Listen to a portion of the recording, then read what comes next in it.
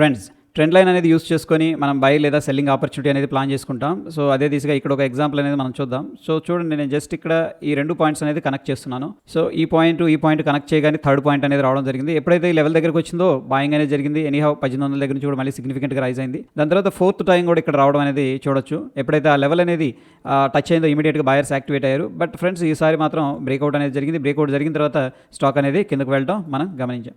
అదేవిధంగా trend line అనేది another trend line formation అయితే ఇక్కడ క్లియర్గా కనిపిస్తుంది. ఫ్రెండ్స్, అబ్జర్వ్ చేస్తే ఈ పాయింట్ని కనెక్ట్ చేయగా మనకి థర్డ్ పాయింట్ అనేది రావడం జరిగింది. నేను కొంచెం జూమ్ చేస్తున్నా చూడండి.